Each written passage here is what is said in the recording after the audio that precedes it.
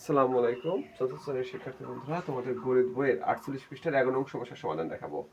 বলছে একটি বাইসাইকেলের মূল্য 8,975 টাকা। এটা কিন্তু একটা বাইসাইকেলের মূল্য। এরূপ 425টির মূল্য কত?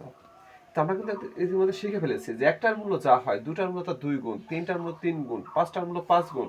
তাহলে 425টার মূল্য কি হবে? 425 গুণ। তাহলে এটা আমরা কি করব? একটি বাই সাইকেলের মূল্য 8,975 টাকা।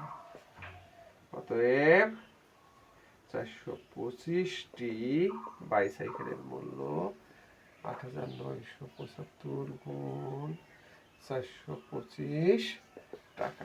তাহলে কত হয়? 8,975 আর 425 দিয়ে আমরা গুণ করে দেখবো, তাই না? কারণ একটার যে দাম 425টার দাম তার 425 গুণ। প্রথমে কি 5-এর পালা, তাই না? 5 5 25-এর 5 হাতে 2, 5 সাথে 35, 36, 37-এর 7 হাতে 3, 5 নং 45, 46, 47, 48, 48-এর 8 হাতে 4, 5 এটা 40 আর 4 দেখো 44।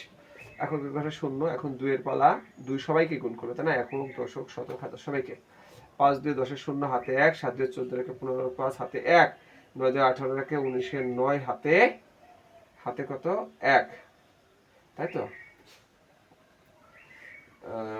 তারপর কত? 8 2 16 রেখে 17। এবার 4-এর পালা, দেখো আমরা যেহেতু শতক দুটা শূন্য পেয়ে নেবো আগে, তাই না? 4 5 20-এর 0 হাতে, 20-এর 0 হাতে কত? 2, 4 7 28, 28 29 30, 30-এর 0 হাতে হাতে হলো আমাদের 2, তাই তো? না সরি, 30 হাতে 3, 4 নং 36, 37, 38, 39, 39-এর 9 হাতে 3, 4টা 32 আর 3-এ 35।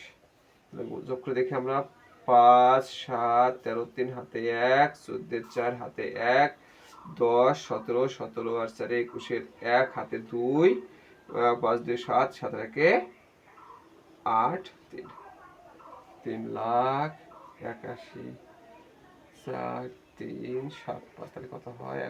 এখানে আমরা 38,14,375 টাকা। কয়টি? 425টি বাইসাইকেলের মূল্য। তো ফ্রেন্ডস, তোমাদেরকে অসংখ্য ধন্যবাদ এই ক্লাসে অংশগ্রহণ করার জন্য।